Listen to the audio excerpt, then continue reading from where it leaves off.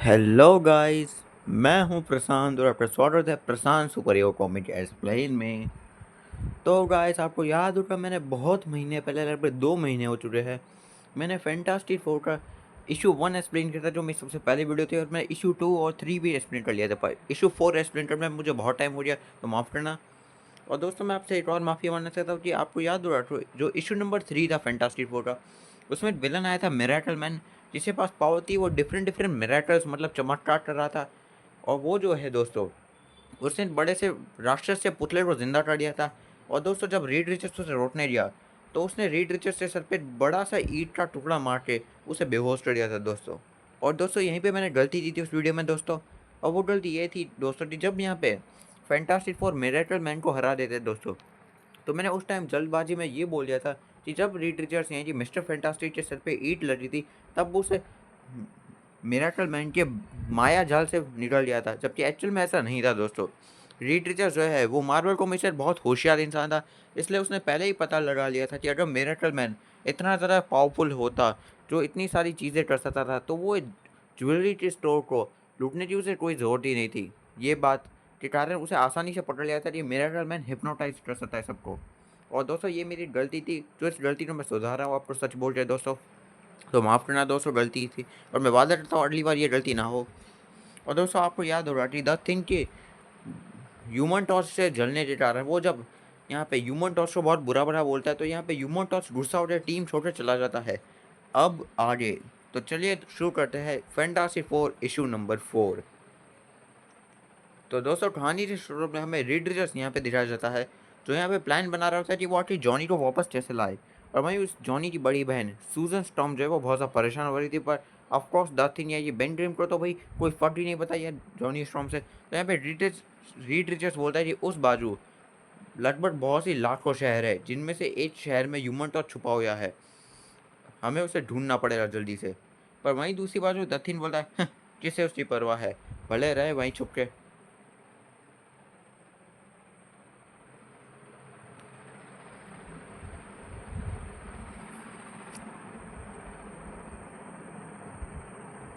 और तब यहाँ पे दत्थिन बोलता है, वैसे भी वो है ही क्या, बस एक बिगड़े हुए छोटे से बच्चे से ज़्यादा, हमें उस चीज़ और नहीं है। पर यहाँ पे सूजन स्ट्रॉप अपने भाई का फर्ज लेती है और बोलती है, आखिर तुम मेरे भाई के बारे में कैसे बोल सकते हो, अगर वो चोट लगी हो उसे या वो कोई मुसीबत में हो। तो यहाँ पे रेड रिचर्ड्स बोलते हैं, चिंता मत करो सू, टॉर्च बिल्कुल ठीक होगा, और थिन ये सारी गलती तुम्हारी है। तो यहाँ पे दत्थिन बोलता है, बिल्कुल बिल्कुल सारी गलती तो मेरी होती है हमेशा। लेकिन मिस्टर फैंटास्टिक बोलता है, लेकिन इस बार सच में तुम्हारी गलती है, तुम्हारी गलती थी कि टॉर्च अब हमसे और पूरी की पूरी यूएस की आर्मी से छुपटा बैठ रहा है। तुम्हें याद है कि कैसे उसने अकेले मिरेकल मैन के उस मॉन्स्टर का सामना किया था। पढ़िए फैंटासी 4 इशू 3, जो मेरे चैनल में पहले से मौजूद है। और कैसे उसने अकेले उसे जला के हराया था, और कैसे उसी की मदद से हमें एटॉमिक कैनन वापस से मिलिट्री को लौटा दिया, और सब लोग खुश थे सिवाय तुम्हारे, क्योंकि तुम्हें जो है टॉर्च की इतनी सारी बेहतरीन काम उसने जो किए थे, उससे तुम्हें उसे जलन हो रही थी, तो तुमने उसके साथ बहस की, जिसके कारण वो पूरी टीम छोड़ कर चला गया। और अब हम उसे जल्दी से जाके ढूंढेंगे और इसका अंत होगा अभी। और हम उस बच्चे को ढूंढेंगे, और इसका मतलब ये है कि तुम भी ठिंड। और तब द ठिंड गुस्से में टेबल को तोड़ते हुए बोलता है, ठीक है तुम मुझसे शर्त ला रहे हो, तो ठीक है मैं उसे ढूंढूंगा और उसे एक बहुत अच्छा सबक सिखाऊंगा भागने के लिए। और तब यहाँ पे सूजन स्टॉप अपने भाई के लिए चिंता करते बोलती, ओ रीड, कहीं वो उसे चोट ना पहुँचा दे टॉर्च को। तो यहाँ पे रीड जो उसे दिलासा देते बोलता है कि चिंता मत कर सू, मैं कसम खाता कि वो उसे कभी चोट नहीं पहुँचा पाएगा। और तब यहाँ पे जो है फैंटास्टिक फोर अपनी फैंटास्टिक कार में बैठते हैं, और वो बोलते कि हम जो है आपस में अलग अलग होके उसे ढूंढने जाए, और वो ऐसा कर रहे भी है। पर वहीं दूसरी बात जो इनविजिबल गर्ल मतलब जो सूजन स्टॉर्म थी, वो रोने लगती थी भाई। रीड जिस जगह जो है कार के हिस्से में भाई जॉनी हमेशा बैठता था, वो हिस्सा आज खाली है। और तब वो सब ढूंढने जाते हैं, और रीड जस्ट बोलता है, जो भी उससे सबसे पहले ढूंढेगा वो एक दूसरे को इन्फॉर्म करेगा। और ये बोलते जो है रीड रिचर्ड्स, द थिंग और जो सूजन स्टॉर्म होती है, वो ह्यूमन टॉर्च को ढूंढने के चले जाता है। और यहाँ पे जो सूजन स्टॉर्म थी, वो एक शहर में जाती जहाँ पे वो देखती कि आसपास बहुत सारे जवान लड़का लड़की होते हैं जो आपस में बात कर रहे होते हैं, और वो अपने मन में सोचती है कि टॉर्च को ऐसे पड़ोस से बिल्कुल अच्छे लगते हैं जहाँ पे उसके जैसे बहुत से टीनेजर्स है। पर यहाँ पे सूजन स्टॉर्म इस शहर को नहीं ढूंढ पाएगी, लेकिन इनविजिबल गर्ल कर सकते हैं और ये वो गायब हो जाती है। पर सबसे पहले उसे प्यास लग रही थी, तो वो एक दुकान या रेस्टोरेंट में जाके वहाँ पे गायब होते होते जूस पी रही थी। और तभी उसके बाजू वाला लड़का जो है उसे अचानक ये अदृश्य चीज़ को जूस पीते हुए देखते वो चौंक जाता है और वो बोलता है ये गिलास अपने आप कैसे खाली हो गया। और यहाँ पे वो डर के मारे वहाँ से भाग जाता है। और वहीं दूसरी बाजू सूजन स्टॉर्म जो है उसका गला ठीक हो चुका था, वो जूस पीते तो वो बोलती थी चलो अब उसे ढूंढने चाहती हूँ वापस से। और अगले सीन में हमें दिखाया जाता है कि यहाँ पे रिड रिचर्ड्स जो है वो यहाँ पे टॉर्च को ढूंढने के लिए जो है एक बाइक पे बैठे नौजवान को अपने हाथ से पकड़ लेता है और उससे पूछने लगता है कि क्या उसने टॉर्च को ढूंढा है। पर वहीं दूसरी बाजू वो बाइक वाला जो है वो अपने सामने मिस्टर फैंटास्टिक जैसे सुपर हीरो को देख के बहुत ज़्यादा शॉक हो जाता है और बोलते हैं मिस्टर फैंटास्टिक, मैंने मुझे कभी नहीं मालूम था आप सच में असली हो।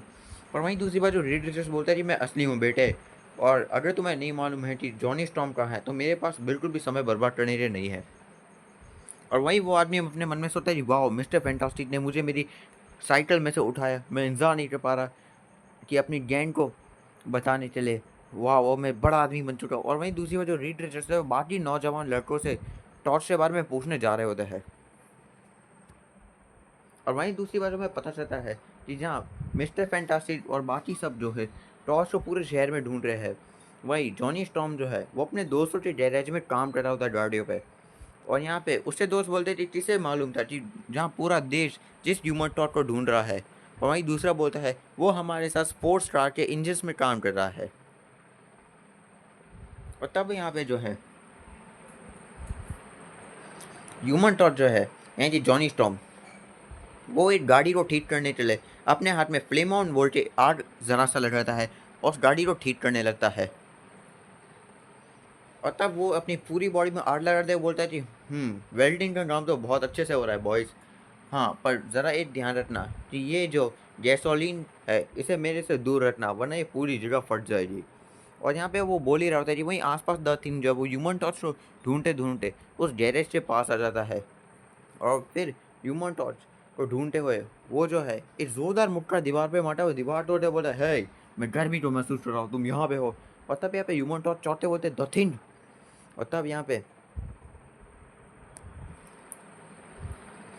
यहाँ पे दथिन बोलता है तुम मुझ पे इल्ज़ाम लगाने वाले हो कि ये तो दथिन है, चलो अब मैं तुम्हें कुछ ज्ञान देता हूँ और अपनी इस आग को बुझा लो, तुम्हें क्या लगता है ये मुझे डरा नहीं पाएगी। और दूसरी बात ये है कि आसपास गैसोलीन है जिससे तुम्हारे ये प्यारे दोस्त जल के यहीं खाक हो जाएंगे। Chapter 2 the enter submariner, sorry enter the submariner. और फिर वो एक गाड़ी को उठाता जिसमें जॉनी काम करता वो बोलता है आग बंद कर दो टॉर्च वरना तुम्हारे लिए ठीक नहीं होगा, क्या तुमने सुना टॉर्च मैंने क्या कहा। और तब जॉनी जो है अपनी आग को बुझाते बोलता है कि गाड़ी को रख दो थिन, देखो मैंने फ्लेम ऑफ कर दिया है, देखा। और तब दक्षिण बोलता है बिल्कुल टॉर्च ये लो मैंने नीचे रख दी, अब ये तुम्हारी जिम्मेदारी, ये बोलते उसे दीवार पे फेंकता है उसके ऊपर अटैक करने लगता है। और तब दक्षिण बोलता है तुम मुझ पे हमेशा हंसते हो कि मैं कितना बदसूरत हूँ, लो अब क्यों नहीं तुम हंस रहे ना, हंसो ना अब। और ये बोल के अटैक करता है। पर अगले सीन में दक्षिण बोलता है चिंता मत करो लाडले बेटे, मैं तुम्हें बिगड़ने नहीं दूंगा, मेरे पास बहुत से फीचर्स है जो तुम्हें आसानी से सिखा सके बहुत मुश्किल चीज़ें, और मैं तुम्हें सिखाऊंगा कि अब असली बॉस कौन है यहाँ पे। और तब यहाँ पे जॉनी बोलता है मेरे पास मत आना ठेन, मैं तुम्हें चेतावनी दे रहा हूँ। और तब यहाँ पे दक्षिण बोलता है तुम मुझे चेतावनी दो एसेंट पर क्यों। और ये बोलते बोलते अचानक ही दक्षिण जो है वो अपने इंसानी रूप मतलब बेंड्रीम के रूप में आने लगता है।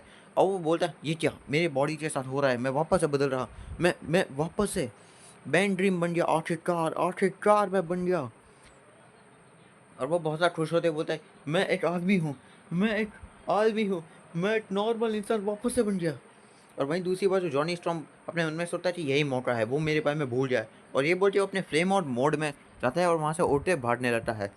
और तब बेन ड्रीम खुशी से बोलता है जाओ जाओ टॉर्च चले जाओ, वैसे भी मुझे तुम्हारी चिंता नहीं है, मैं वापस इंसान बन गया।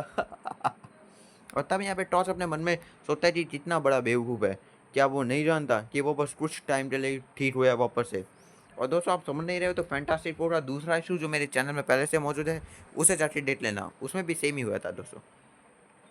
और दत्तिन यहाँ पे बहुत ज़्यादा खुश होता है कि, और वो बोलता है जाओ दूर हो जाओ तुम अजीब से नमूने, तुम्हारी परवाह भी चीज़ है। पर तभी उसकी खुशी यार कुछ टाइम के लिए होती है, क्योंकि जैसा टॉस ने मन में बोला था सेम टू सेम यहाँ पे दत्तिन जो वापस अपने दत्तिन वाले मतलब पत्थर रूप में आने लगता है। और वो बोलता है मेरे हाथ वापस से ठीक वैसे ही हो रहा है, और मैं वापस से बन गया एक थिंग। और यहाँ पे दोस्तों दत्तिन वापस से दुखी हो जाता है। और अगले सीन में हमें दिखाया जाता है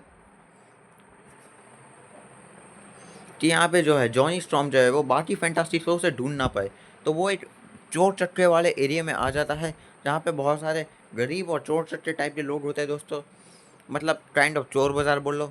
और वो बोलता है कि मैं आज रात के लिए यहीं पे रुकूंगा, और इससे बेकार कुछ नहीं हो सकता। और ये यहाँ पे वो जो है एक होटल रूम में सो जाता है दोस्तों। और यहाँ पे दोस्तों वो जो है एक 1914 की एक कॉमिक बुक पढ़ने लगता है दोस्तों, जो होती है सबमरीनर की। और दोस्तों आप लोग सबमरीनर को नहीं जानते तो मैं बता दूं दोस्तों कि जब मार्वल कॉमिक्स में गोल्डन एज चलता था तो कैप्टन अमेरिका के साथ साथ एक सबमरीनर नाम का एक सुपर हीरो भी दिखाया जाता था दोस्तों। और यहाँ पे वो बोलते हैं कि सबमरीनर, मुझे याद है मेरी बहन इसके बारे में बताती थी, वो एक बहुत ही पावरफुल बंदा था इस दुनिया का। और वो ये कॉमिक पढ़ते पढ़ते बहुत खुश भी होने लगता है। और वो बोलता है मानना पड़ेगा, वाह मैंने आज से पहले ऐसा नहीं था। मेरी बहन बोलती थी कि वो समुद्र के अंदर जिंदा रह सकता है, और वो लगभग 10 आदमी जितना ताकतवर है। मैं सोच रहा हूँ क्या वो अमर होगा। पता भी यहाँ पे उसके बाजू में एक नमूने जैसा गुंडे टाइप का आदमी बोलता है, तुम सबमरीनर को पढ़ रहे हो, हमारे पास एक नमूना है जो जोकर जितना स्ट्रॉन्ग है। हे बुढ़े जाट जाओ, देखो ग्राहक आ गए हैं, चलो अपना कर्तव्य दिखाओ। और तब यहाँ पे दाढ़ी वाला आदमी बोलता है क्या। और तब वो आदमी उसे बोलता है कम ऑन बूढ़े आदमी जट जाओ, हमारे पास एक नया ग्राहक है, चलो उसे कर्तव्य दिखाओ। और तब वो दाढ़ी वाला आदमी बोलता है जाओ यहाँ से, मुझे नींद आ रही है। और तब जॉनी बोलता है हे उसे अकेला छोड़ दो, वो बूढ़ा आदमी बहुत ज़्यादा थका हुआ ऐसा लगता है। और तब वो आदमी जो है उसकी तरफ एक किताब करते हुए बोलता है वो कभी नहीं थकता, वो बहुत ज़्यादा स्ट्रॉन्ग है बूढ़े आदमी कम ऑन, तुम्हें बस इस फ़ोन बुक को बस बीच में से आधा तोड़ना है हमारे ग्राहक के लिए। पर अगले सीन में वो जो दाढ़ी वाला आदमी होता है वो बोलता है मुझसे दूर रहो तुम नमूने, और ये बोल के जो है उसे हाथ माटे दूर पटक देता है। और तब वो आदमी के साथी बोलते हैं ऑल राइट बॉयज़, लगता है इस नमूने को एक छोटा सा पाठ पढ़ाना पड़ेगा। और तब वो सब जो है उसके ऊपर हमला करने लगता है। और तब उनमें से एक बोलता है हाँ हमने उसे बहुत बिगाड़ दिया है, चलो एक अच्छी फाइट देते हैं उसे। और तभी पर वहीं दूसरी वजह वो दाढ़ी वाला इतना स्ट्रॉन्ग था कि वो इन गुंडों को दूर फेंकते हुए बोलता है मैंने कहा मुझसे दूर हो जाओ तुम सबके सब। और वो ऐसे करते करते सबको दूर फेंकने लगता है।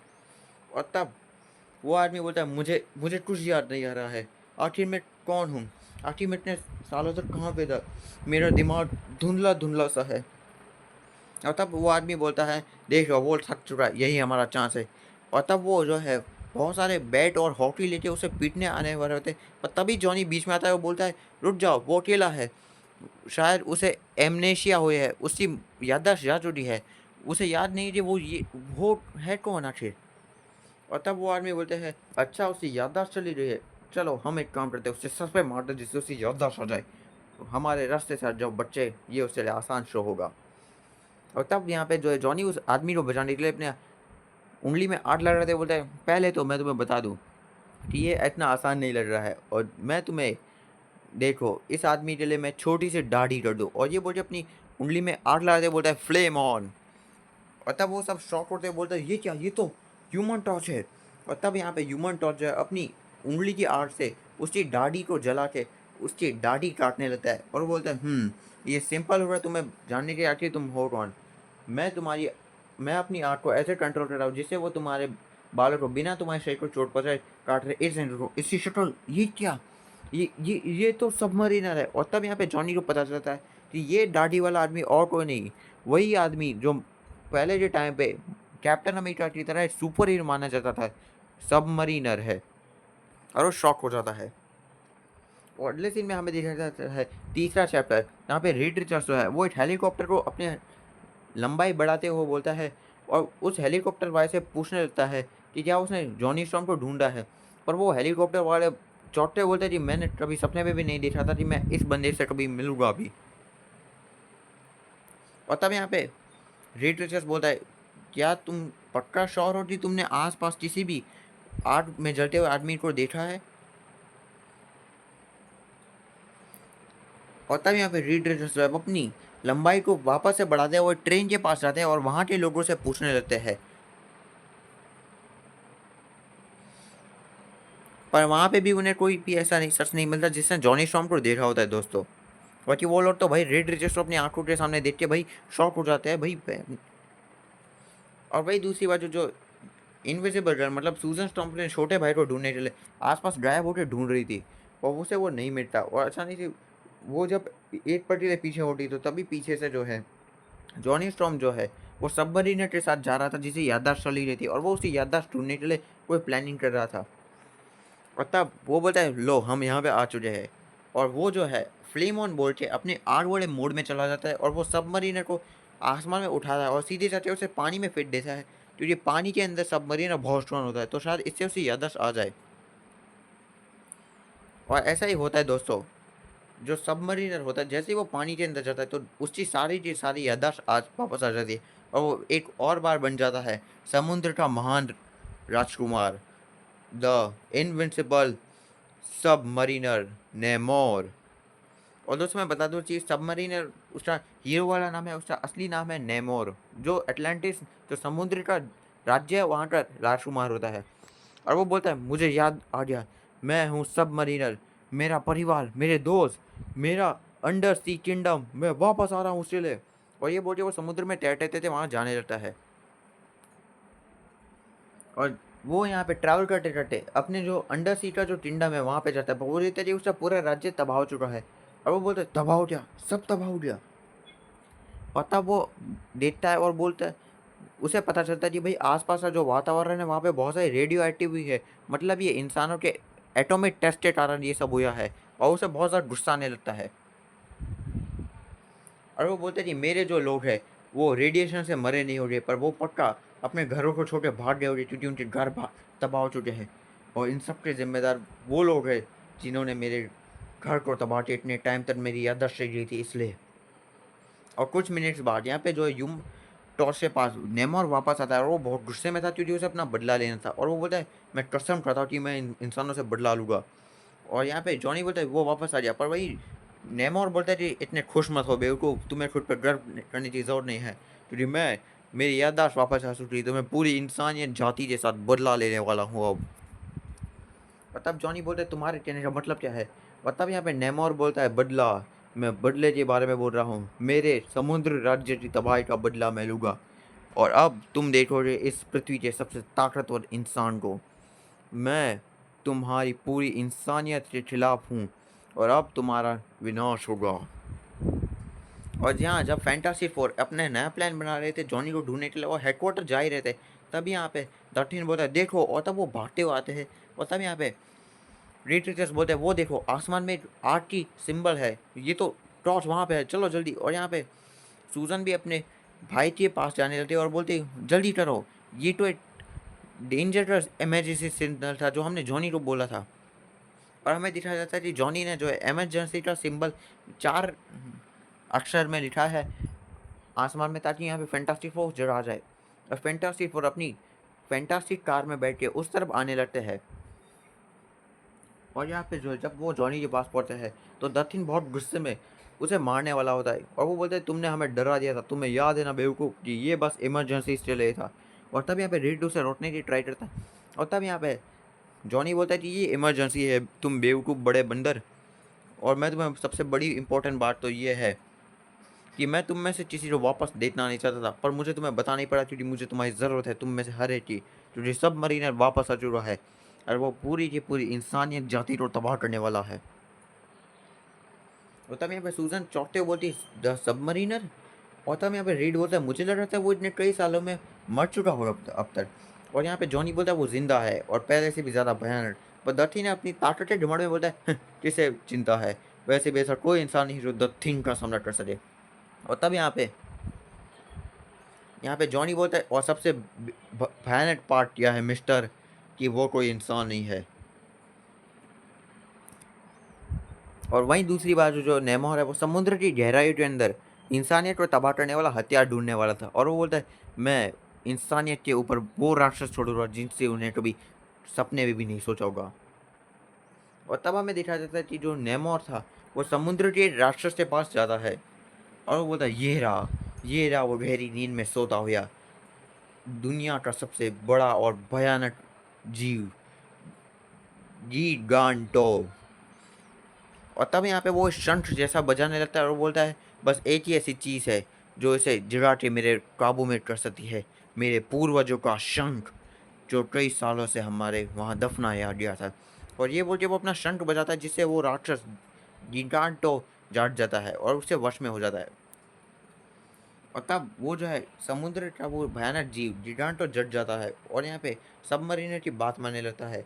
और वो खुशी से नेमोर बोलता है, मैंने कर दिया, मैंने इस राक्षस को जगा दिया, अब ऐसा कुछ नहीं जो मुझे रोक सके, चलो मेरे पीछे आओ, अपने मालिक की बात मानो, इस शंख की आवाज़ को सुनो और मेरे पीछे आओ। और ये बोलते वो शंख बजाते उसे अपने पीछे लाने जा रहता है। और तब वो राक्षस जो है वो बाहर आता है, और उसे देख के बहुत सारे बोट वाले रोड भी चौंक जाते हैं कि उन्होंने आज से पहले ऐसी जीव को नहीं देखा होता है। और वो बोलते हैं कि हमें जल्दी से सभी लोगों को इमरजेंसी रेडियो अभी चल रहा है सर, हम सभी को बताते हैं कि ये क्या हो रहा है। और फिर आसपास की जितनी भी शहरी या मिलिट्री थी, सभी को गिगांटो के बारे में पता चल जाता है, और वो लोग जो है शहर को खाली करने लगते हैं क्योंकि बहुत ज़्यादा पैनिक हो चुका था, और मिलिट्री भी अपने हथियार तैयार कर चुके थे। और यहाँ पे एक मिलिट्री वाला बोलता है, देखो वो रहा हमला, फायर। और ये बोलते वो गिगांटो पे अटैक करने लगता है, और यहाँ पे फैंटास्टिक फोर भी ये सब देख रहे थे। और आर्मी वाले जब गिगांटो पे अटैक करते हैं तो फैंटास्टिक फोर ये देख के चौंक जाते हैं। और तब यहाँ पे जॉनी बोलता है, ये देखो, मुझे लगता है कि ये सबमरीनर का ही काम है, आखिर हम इतने पहाड़ जैसे बड़े जीव से लड़े थे कैसे। और तब यहाँ पे सूजन स्टॉर्म बोलते हैं, ओ मेरे भगवान, आखिर इस शहर में ये कैसा खतरा है, इस पूरी दुनिया में ऐसा कोई भी हथियार नहीं जो ऐसे ट्रीचर को रोक सके। और तब दथिन बोलता है, वो देखो, रीड जो है अपनी फैंटास्टिक कार से उसे रोकने की ट्राई कर रहा है। और तब रीड रिचर्स बोलता है कि शायद ये केमिकल स्मोक स्क्रीन जो है इसे इतना कंफ्यूज कर दे या धीमा कर दे कि मैं कुछ कर सकूं। और तब यहाँ पे ह्यूमन टॉर्च जब उसकी मदद करने जाता है, तब यहाँ पे वो जो व्हेल जैसा क्रीचर था वो अपने शरीर से पानी निकालने लगता है, जिससे ह्यूमन टॉर्च की आग बुझने लगती है, और यहाँ पे वो ज़मीन पर गिरने वाला था। और तभी जो है रीड रिचर्स एक बोट के ऊपर, सॉरी दोस्तों, बोट समझ लिया मैं गलती से, फैंटास्टिक कार पे बैठा बैठा अपने हाथ को लंबा करके उसे पकड़ लेता है। और तब वहीं दूसरी बाजू जो है नेमोर अपना शंख अभी भी बजा रहा था, और वो बोलता है, ये इतना तेज़ नहीं चल रहा है, मुझे इसे बजाते रहना पड़ेगा, ये इस आवाज़ को सुनते हुए आएगा जल्दी। और हाँ दोस्तों, मैं आपको बताना भूल गया कि आपको मैं बता दूँ कि अभी के टाइम पे जो है आप देख रहे हो कि नीचे आपने कुछ जगह पे देखा होगा कि आपने हल्क जैसा नहीं देखा होगा, क्योंकि दोस्तों मैं बता दूँ कि यहाँ पे जब इनक्रेडिबल हल्क को लाने वाले थे तो यहाँ पे कॉमिक्स में जो है उसके बारे में थोड़ी थोड़ी ऐसी लाइन्स दिखा रहे थे, क्योंकि हल्क की पहली कॉमिक आने वाली थी, तो वो भी मेरे चैनल में आएगी, तो तैयार है ना। और गिगेंटो जो है वो अपने एक ही हाथ में शहर में तबाही मचाने लगता है दोस्तों। और तब दथिन बोलता है, वो पूरे न्यूयॉर्क को तबाह कर रहा है, हमें उसे रोकना पड़ेगा, नहीं रोका तो। और तब यहाँ पे दथिन जो है वो सूजन को बोलता है, पीछे हटो औरत, मेरे पास एक आइडिया है। और तब यहाँ पे सूजन बोलती है, तुम्हारे दिमाग में चल क्या रहा है दथिन। और तब जो है दथिन जो है वो मिलिट्री के पास जाता है, और वहाँ पे एक बहुत बड़ी सी न्यूक्लियर मिसाइल जो है वो अपने पीछे बांध लेता है। और तब एक मिलिट्री बोलता है, न्यूक्लियर बॉम्ब तुम अपने पीछे बांध रहे हो, मुझे विश्वास नहीं हो रहा है कि ऐसा हो सकता है। और तब यहाँ पे सूजन बोलती, ओ थिन तुम ऐसा नहीं कर सकते। और तब यहाँ पे दथिन बोले, आराम हो जाओ सू, मैं कोई हीरो नहीं हूँ, मैं वापस जिंदा बच के आ ही जाऊँगा आखिरकार। और तब यहाँ पे दथिन चलते हो जाता है, और तब यहाँ पे जो है दथिन चलते हुए जाता है और अपने जो है ऊपर उस रॉकेट को बांधता है और जिडेंटो के मुंह के अंदर जाता है और ताकि उसे पेट के अंदर जाके वो उस बड़े से न्यूक्लियर बॉम्ब को फोड़ सके। और तब यहाँ पे वो बोलता है कि कैसे बेकार सी बात है, मैं इतना ज़्यादा छोटा हूँ कि उस बड़े से बेवकूफ़ ने मुझे नोटिस भी नहीं किया। Chapter 5 return to the deep. और यहाँ पे वो एक टॉर्च लाइट की मदद से दत्ते ने उसे पेट के अंदर की गहराई में जा रहा था और वो जा ही रहा था कि तभी उसे देखने को मिलता है कि डिडेंटो ने बहुत सारी चीज़ों को खाया हुआ था अपने अंदर। और साथ में दत्तिन यहाँ पे शॉक हो जाता है क्योंकि समुद्री का एक जिंदा जीव भी डिडेंटो ने निगल लिया था और वो जीव अभी जिंदा था जो दत्तिन के ऊपर अटैक करने वाला था। और बोलता है यू देखो यहाँ पे कौन है मेरे जितना बड़ा जीव। लगता है उस बड़े से बेवकूफ़ ने बहुत से समुद्र के अंदर के जीवों को भी जिंदा निगला है और ये उनमें से एक लगता है। और वो जो जीव है उसके ऊपर अटैक करता है और तभी दूसरी बाजू वो न्यूक्लियर बॉम्ब जो फटने वाला है टिक टिक की आवाज़ में। और दत्तिन जो है सबसे पहले उस जीव पे बहुत सारे मुक्के मारता है और वहाँ से भागने रहता है सही टाइम पे, उससे पहले वो बॉम्ब फट जाए। और सही टाइम पे दत्तिन उसे मुंह के बाहर आके गिरता है और लेकिन में वो बॉम्ब फटता है। और तब यहाँ पे बाकी सब बोल रहे उसने कर दिया, वो मॉन्स्टर मर चुका है। और तब यहाँ पे वो बोलता है कि उसने सिटी को बचा लिया, पूरी दुनिया सेफ है। और तब यहाँ पे रीड बोलता है आराम से जॉनी, हमें जो है वो एक बहुत ही झटके से गिरा है, हमें उसे सही सलामत लाना है। और तब जॉनी बोलता है आखिरकार मुझे नहीं मानता कि ये बड़ा गोरिल्ला ये भी कर सकता है। और तब जॉनी बोलता है मुझे कहते हुए बुरा लग रहा है, मतलब मुझे नफरत है पर मुझे तुम पे गर्व है। और तब यहाँ पे दर्थिन बोलता है बड़ी डील नहीं थी, और चलो मुझे एक कप कॉफ़ी दो। और तब यहाँ पे रीड बोलता है तुम दोनों चुप हो जाओ, देखो वो कौन है। और तब यहाँ पे नेमोर यहाँ पे जो है अपने उस क्षण को लेता आता है और बोलता है तुम्हें क्या लगता है कि तुमने मुझे द सबमरीनर को रोक लिया? तुम्हें क्या लगता है तुमने बस मुझे अभी हराया है? बिल्कुल नहीं, मैं इस क्षण की मदद से कभी ना ख़त्म होने वाले और समुद्री जीवों को बुला सकता हूँ जो तुम्हें ख़त्म कर सकता है। ये बोल ही रहा होता है कि अर्ली सीन में जो इनविजिबल गर्ल यानी कि सूजन स्ट्रॉम जो है वो अपनी गायब रूप में उस क्षण को लेके भागते और बोलते तो ये है वो क्षण। इसी का मैं सबसे इंतजार कर रही थी जब से मैं इसके बारे में सुना था। और तब यहाँ पे नेमोर बोलता है क्या, क्योंकि उसे देखने को मिलता है कि कोई अदृश्य चीज़ उससे क्षण को लेके भाग रही थी। और सूजन अपने मन में बोलती है मुझे जल्दी से इसे बाकियों के पास ले जाना चाहिए। और तब नेमोर बोलता है मेरा शंट आसमान में उड़ नहीं सकता, मुझे इसका जवाब जल्दी ढूंढना पड़ेगा। और वो भी पीछे भागने लगता है और लेकिन में वो इनविजिबल गर्ल को पकड़ लेता है और बोलता है तो तुम एक इंसान हो जो इनविजिबल इंसान है ये तो। और लेकिन में वो उसे पकड़ लेता है और बोलता है कोई फ़ायदा नहीं है, तुम प्रिंस नेमोर के हाथों से नहीं भाग सकते। और लेकिन में इनविजिबल गर्ल अपने मनुष्य के दिखने वाले रूप में आ जाती है और यहाँ पे नेमोर और उसकी आंखें मिलती है और नेमोर उससे प्यार में पागल हो जाता है। और वो बताए मुझे लगता है कि मैंने एक बड़ा सा प्राइज़ पकड़ लिया है मेरे फ़ायदे का। और नेमोर उसे बोलता है मैंने तुम जैसा इतना प्यारा इंसान कभी नहीं देखा। क्या तुम मेरी दुल्हन बनोगी? मैं तुम पे और तुम्हारे कुछ इन बेकार से जीवों पे दया खाऊंगा। और तब यहाँ पे सूजन बोलती है मैं इतनी भयानक चॉइस कैसे ले सकती हूँ। और तब यहाँ पे रीड बोलता है तुम सूजन को लेकर कहीं ना जाओगे और ना कि तुम इंसानियत के सामने कभी हमला करोगे। और तब यहाँ पे नेमोर बोलता है तुम बेवकूफ़ हो, मैंने तुम्हें मौका दिया था पर अब नहीं। मैं इस लड़की के साथ जाऊंगा और मेरा बदला होगा कि मैं कई हज़ारों समुद्री जीवों को तुम्हारे इस शहरों में छोड़ूंगा और उसके बाद तुम्हारी हालत उन कमज़ोर इंसानों जैसी हो जाएगी जैसे तुम्हारे पूर्वज होया करते थे। मतलब दोस्तों वो कई हज़ारों राक्षस को नेमोर बुलाएगा जिसके बाद वो सारे राक्षस दुनिया का हाल वैसा ही करेंगे जैसे आदि मानव के ज़माने में होता था, मतलब सब तबाह। और ये उसका प्लान था। और सूजन ये बात सुन के डर जाती है और वो बोलती है तुम ऐसा नहीं कर सकते, हमारे पास तो कोई चांस ही नहीं तुम्हारे सामने राजकुमार नेमोर, अगर ऐसी बात है तो मैं तुम्हारी दुल्हन बनने के लिए तैयार हूँ, पर तुम प्लीज़ मेरे बदले में इंसानियत जाति को रहम करके छोड़ दो। और तब यहाँ पे नेमोर गुस्से में बोलते तुम ऐसे बोल रही हो जैसे कि तुम खुद की कुर्बानी कर रही हो, क्या तुम्हें एहसास नहीं है कि ये कितनी शान की बात है कि मैं तुम्हें मेरी राजकुमारी नमोरा बनाना चाहता हूँ, सबमरीनर की जो पृथ्वी का राजा बनने वाला है।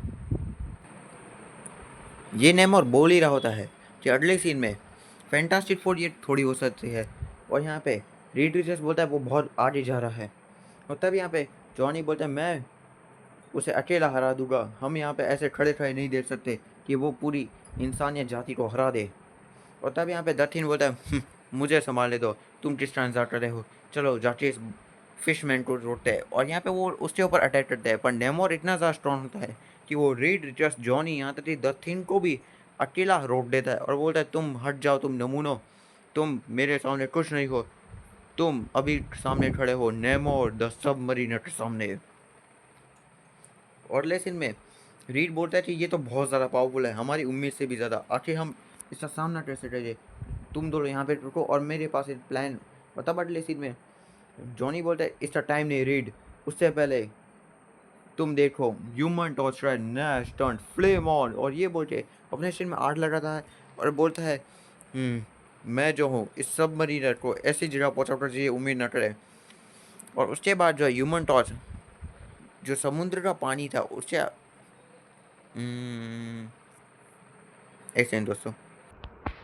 और दोस्तों आप तो जानते हैं ह्यूमन टॉर्च जो है वो आग की शक्ति और उड़ने की शक्ति है उसके पास, पर वो बहुत ज़्यादा स्पीड भी है दोस्तों, क्योंकि वो इतनी स्पीड में ह्यूमन टॉर्च के आसपास घूमने लगता है कि वो एक आदमी का बनाया हुआ तूफान उसके पास खड़ा कर देता है। और लेकिन में वो इतना पावरफुल तूफान था कि यहाँ तक कि नेमोर भी नहीं संभल पाता, और नेमोर जो और उसका जो जिगेंटो राक्षस था वो उस तूफान के अंदर संभाल लिया जाता है। और लेकिन में नेमोर बोलता है ये क्या, मैं इतनी इतनी हवा, मैं इसके सामने टिक नहीं पा रहा, ये बहुत ज़्यादा प्रेशर है। और ये वो बोलता है, और लेकिन में जिगेंटो और उसका जो राक्षस था वो उस तूफान के द्वारा वापस से समुद्र के अंदर फेंक दिया जाता है। और तब यहाँ पे ह्यूमन टॉर्च बोलता है ये लो तुम्हारी जगह, यहीं पे रहो अब हमेशा के लिए।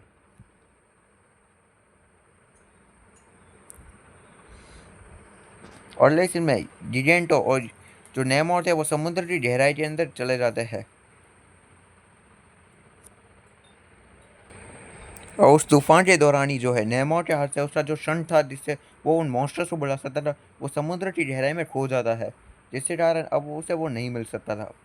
और वहीं नेमोर गुस्से में बोलता है भले ही मैं हार गया पर तुम मेरी उम्मीद से ज़्यादा ताकतवर थे, पर ये बात जान लो कि तुम नेमोर जितने ताकतवर नहीं हो, मैं वापस आऊँगा, तुमने सुना मैं वापस आऊँगा। और वहीं दूसरी बात जो फैंटास्टिक फोर में जॉनी वापस से टीम में आ चुका था आखिरकार, और वो सब अपनी खुशी मना रहे थे। और तब यहाँ पे दर्टीन बोलता है तो क्या हम इस टॉर्च को लेके जा रहे हैं, क्योंकि मैं बहुत ज़्यादा थक चुका हूँ अब, और वैसे क्या हम इसे समुद्र के अंदर नहीं छोड़ सकते। और वैसे भी मेरा एक और सवाल है, सॉरी दोस्तों गलती से मिस्टेक हो गई दोस्तों। और यहाँ पे वो बोलता है कि अगर उस बेवकूफ़ ने वापस आ जाए हमसे बदला लेने के लिए, वो नेमो के में पूछता है। और वहीं डी टीचर्स बोलता है अगर उसने हिम्मत की तो मैं बोलता हूँ कि हम उसका इंतज़ार करेंगे। और दोस्तों इस तरह नेमो और फैंटास्टिक फोर का विलन बन गया। तो दोस्तों इशू 4 ख़त्म होता है और फिर मिलता है फैंटास्टिक फोर इशू नंबर 5 के साथ। तो और उसी में हमें देखने को मिलेगा पहली बार फैंटास्टिक फोर का विलन, फैंटास्टिक फोर का क्या मार्वल कॉमिक्स के सबसे भयानक विलन्स में से एक डॉक्टर डूम। तो चलिए दोस्तों वीडियो हो चुकी है बहुत बड़ी, तो फिर मिलते हैं किसी और वीडियो में, बाय बाय।